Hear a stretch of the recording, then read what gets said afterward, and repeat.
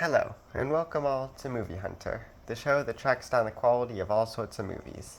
My name is Hunter, and today in the 51st episode, our target is The Avengers, produced by Marvel Studios and distributed by Walt Disney Studios Motion Pictures. Avi Arad, the CEO of Marvel Studios, first began the idea of an Avengers film in 2003. In April of 2005, he first announced the plans to develop the film, following Marvel Enterprises declining independence by partnering with Merrill Lynch to produce films that would be distributed by Paramount Pictures. Marvel discussed plans with analysts of Wall Street about their intention to release individual films for the main characters before bringing them all together for a crossover film. The writer of The Incredible Hulk, Zach Penn, was attached to the film in 2006. In July 2010, Joss Whedon was officially announced to direct the film, as well as revise Penn's script. Whedon had issues with the draft and wanted to start back at square one. Though Penn and Whedon would ultimately share the writing credit, Whedon reportedly fought for sole credit, with Penn stating that they could have collaborated more. In September of 2009, Edward Norton, who played Bruce Banner in The Incredible Hulk, stated that he would be willing to return as the character. However, he was instead replaced by Mark Ruffalo, with Edward Norton later stating in October of 2014 that it was his own decision to not return, not wanting to only be known for playing a single character. The film initially received an R rating due to Phil Coulson's death scene, but was later modified to secure the PG-13 rating. In May 2012, Whedon claimed that it was his decision to include Thanos in the post-credit scene of the film. The other post-credit scene that showed the Avengers eating in a restaurant was filmed a day after the world premiere. There were plans to include the Oscorp Tower featured in the 2012 The Amazing Spider-Man film, with both Disney and Sony Pictures agreeing to it, though wasn't ultimately done because the skyline had already been finalized. The film features over 2,200 visual effects shots, which were completed by 14 companies. The film was going to release in July of 2011, but was pushed back to May 4, 2012. It made $1.521 billion on a budget of $220 to $225 million, becoming the third highest grossing film of all time at the time of its release, the highest grossing film of 2012, the highest grossing superhero film, and the highest grossing film based on comics. The director was Joss Whedon, who also wrote the screenplay, and the story was by Zach Penn and Joss Whedon. It was based on The Avengers by Stan Lee and Jack Kirby. The producer was Kevin Feige, and the cinematographer was Seamus McGarvey. The editors were Jeffrey Ford and Liza Lizak, and the music was by Alan Silvestri. The cast includes Robert Downey Jr., Chris Evans, Mark Ruffalo, Chris Hemsworth, Scarlett Johansson, Jeremy Renner, Tom Hiddleston, Samuel L. Jackson, Clark Gregg, Stellan Skarsgård, Kobe Smulders, Gwyneth Paltrow, Paul Bettany, Alexis Denisov, Damian Poitier, and of course Stan Lee. This film would mark the end of Phase 1 of the MCU. The film starts with Nick Fury talking with Dr. Eric Selvig about the Tesseract, when Loki is suddenly summoned through it and into the S.H.I.E.L.D. base, where he mind controls many people, most notably Hawkeye and Dr. Selvig. Nick Fury then restarts the Avengers Initiative, where Agent Natasha Romanoff, aka Black Widow, is called upon, who also grabs Dr. Bruce Banner from hiding. Natasha promises that they want Bruce not for the Hulk, but for his ability to locate the Tesseract. Meanwhile, Nick Fury talks with Steve Rogers, struggling in the modern day, but convinces him to join the team, with Steve warning him about the power of the Tesseract, giving his prior experience with it. While finishing his new Stark Tower, Tony Stark is met by Agent Phil Coulson, who, along with Pepper Potts, convinces Tony to join the team as well. We learn that Loki was given a second chance by a race of aliens named the Chitauri, who made a deal with Loki to retrieve the Tesseract for them so that they may rule the universe, and in return Loki will be given Earth. Aboard the helicarrier, S.H.I.E.L.D.'s flying aircraft carrier, Dr. Banner, Steve Rogers, and Natasha Romanoff meet, with the latter two going up against Loki while in Germany. with Tony Stark flying in to secure the victory, with him taking Loki prisoner. When Thor briefly duels with Steve and Tony to take care of Loki himself, he ends up joining as well. While researching for the Tesseract's whereabouts, Tony, Bruce, and eventually Steve find that Nick Fury plans to use the Tesseract as a weapon once they recover it. When confronted with this, Fury claims to have it be a defensive weapon for being used against beings from the stars who far outweigh the power of humans. While the conversation turns into an argument, Loki's mind-controlled men fire at the helicarrier as things delve into chaos. The Hulk gets unleashed, and as Thor attempts to stop him, Steve and Tony try to prevent the helicarrier from crashing. Hulk falls to the earth, and Loki tricks Thor and escapes captivity, killing Phil Coulson in the process. The helicarrier stays flying, and Thor, Bruce, and Hawkeye are all recovered. Loki arrives at Stark Tower with Dr. Selvig to summon the portal for the Chitauri army to arrive from. As the Chitauri attack in New York City, Iron Man, Captain America, Thor, Hulk, Black Widow, and Hawkeye come to the defense. Hawkeye blows up Loki, which gives Hulk the opportunity to incapacitate him. Black Widow confronts Dr. Selvig, released from Loki's control, who tells her that Loki's scepter can cut the power source and close the portal. Meanwhile, Fury talks with his superiors, who inform him that they are going to launch a nuclear missile to end the crisis, despite Fury's arguments. Tony manages to redirect the missile to the mothership, killing all of the Chitauri, as Natasha closes the portal and Tony falls back down to Earth, with Hulk catching him. The team celebrates, and with everyone going their separate ways, Thor takes the Tesseract and Loki back to Asgard. The Stark Tower, with every letter except the A being destroyed, hints at the future of the tower. The post-credit scene shows the Other, the leader of the Chitauri, confronting his master about the failed attack on Earth. Let's start by what is easily going to take up the most time here, the Avengers themselves. Given that there are 6 distinct members, I'll just kind of go through them one by one, but let's actually start by talking about how they function as a team. This is a bit of an interesting topic as presented by the interesting challenge that was proposed in the making of this film. 4 of these characters had played the single lead in their own films, but now must all share the role of main lead, which is a difficult task to say the least. I will say though, I think it was done quite well. None of the characters feel like they overshadow another, and each bringing their own uniqueness, and none of them feeling like the film is mostly about them. It is really about the team as a whole. The interactions between characters is also quite good. While not used to the utmost efficiency, different characters' ideas, motivations, and backgrounds frequently lead to interesting conversations. Overall, the team dynamic is handled pretty well. It could have been better if more combinations of the team were given the chance to interact with each other, but as it is, it does the trick, I think. As for the team members themselves, let's start with Iron Man. Tony plays an interesting role in this, with him being, by and large, his regular self that we saw in his previous 2 films. He's maybe a little bit too snarky and condescending to really contrast with Captain America, but it's never to a jarring degree, I don't think. It's cool how we get to see more of his life, too, which isn't something I can say for the rest of the team, as we got to see Pepper Potts and the invention of the Stark Tower, though it would have been nice to see War Machine, too. I also like how he launches the investigation into S.H.I.E.L.D.'s suspicious behavior, given his experience with large companies. On that note, his experiences lead to many unique perspectives that are exclusive to him. Captain America similarly offers a unique perspective, coming from the early 1900s and his experience in World War II. I think his morals really stand out here, just as they did in his film, which is nice to see given it's one of the main reasons I liked his film. I similarly like how his willingness to do the wrong thing for the right reason comes back when he joins the small investigation of S.H.I.E.L.D. Also, in a film filled with jokes that suffer from poor timing, I think Cap has the best quality jokes for what it's worth. I think a large part of that comes from it just sounding really natural, both because of the person he is and the way it's fit into scenes.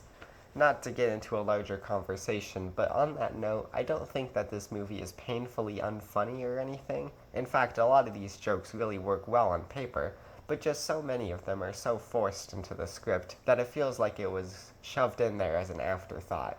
If you want a good example of what I mean, take a look at Iron Man and Thor's first meeting, which has a pretty good joke from Tony, but suffers terribly from where it's placed in their conversation. Anyhow, Captain America is definitely a good member of the team.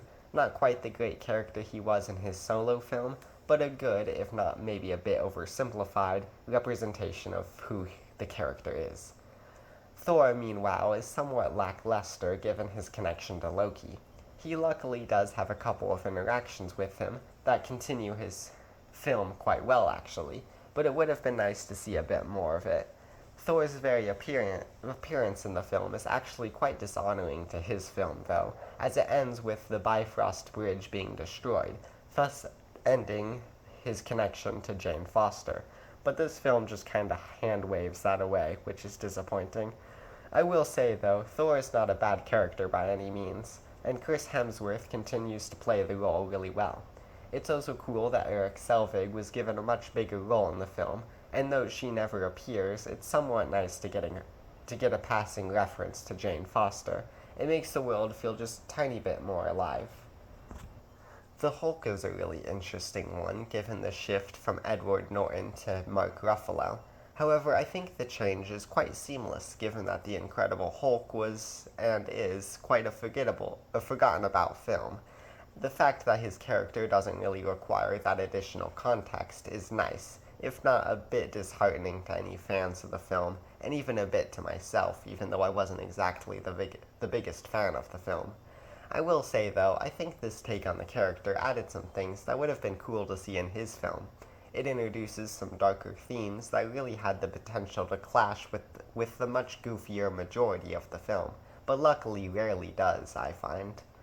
That leaves Black Widow and Hawkeye, who, being the members that never got individual films, had the most to prove here. I will give the possibly controversial opinion that the film really could have been done without them, but with that said, I am glad that they were here, given who they later became. However, this film leaves a bit to be desired with them. Black Widow continues her role from Iron Man 2 and is given the chance to shine a bit more, which is nice given her previously crowded role in that overstuffed movie. Her best scene, though, is undoubtedly when she manages to trick Loki into telling her his plans, even if nothing does actually come from that, unfortunately.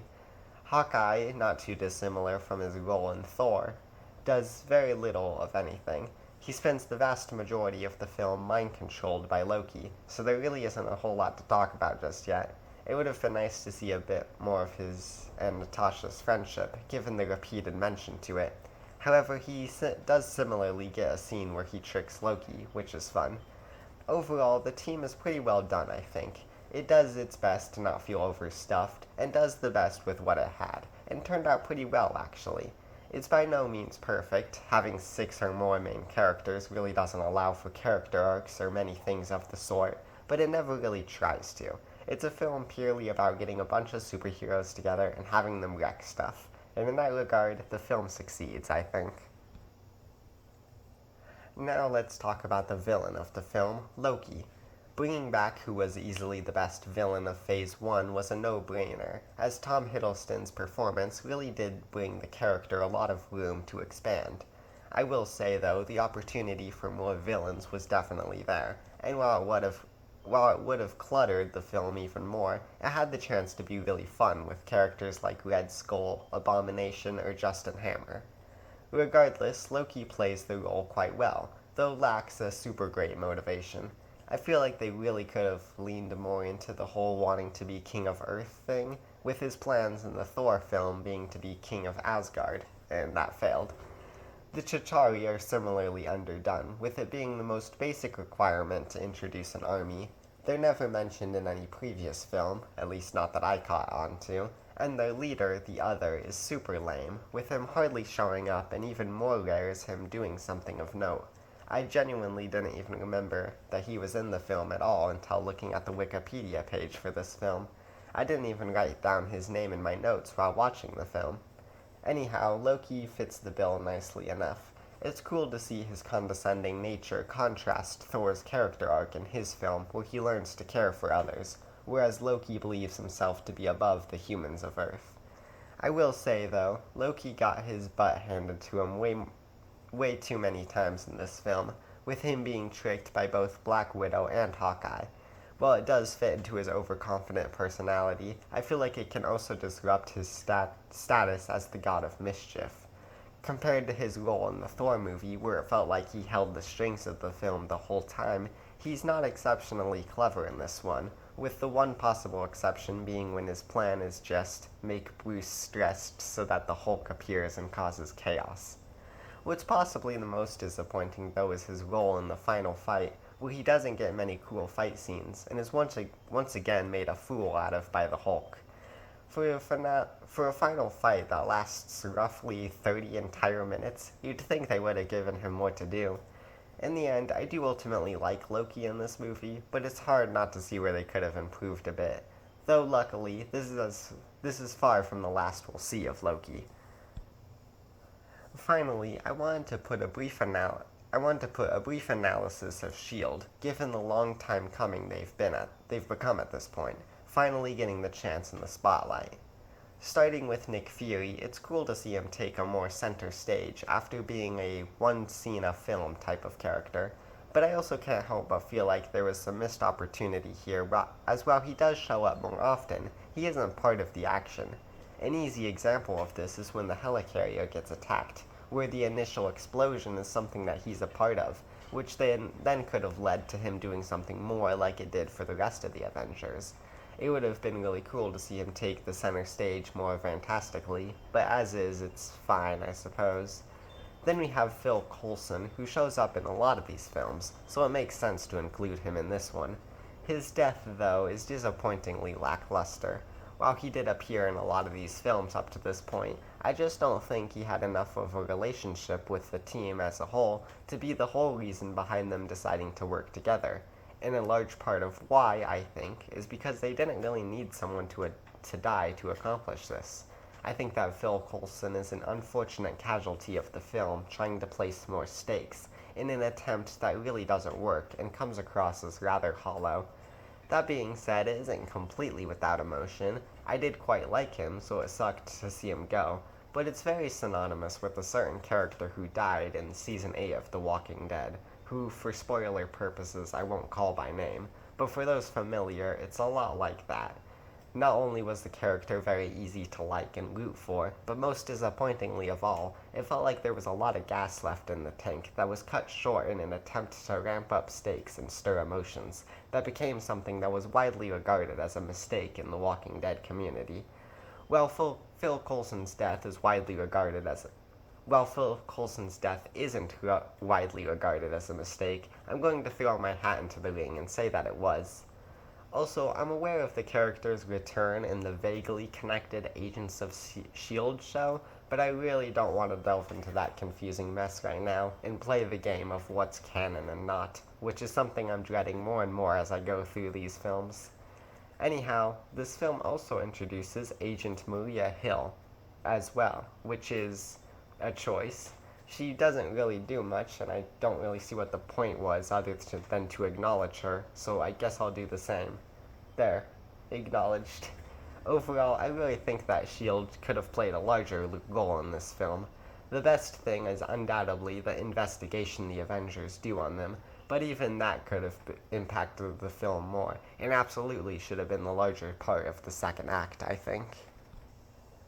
I give The Avengers an 8 out of 10 for being a film that's missing a lot, but ultimately is a fun time that makes it hard to hate. It is exactly as advertised. We're pulling together all those characters that you loved, and we're having them team up and punch bad guys. And for that, I must give the film props for doing it properly, with it becoming more and more common these days for films to try and rush it and not give the concept the time it requires. While the Avengers set a